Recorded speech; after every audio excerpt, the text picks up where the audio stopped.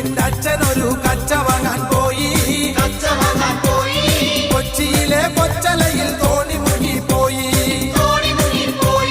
കണ്ടിരുന്ന ചമ്പരത്ത് റാഞ്ചി കൊണ്ട് പോയി. തെക്കൊരു തൈമണലിൽ കൊണ്ട് ചെന്ന് വെച്ചേ. കൊച്ചു കുഞ്ഞിന്റെ അച്ഛനൊരു കച്ച വാങ്ങാൻ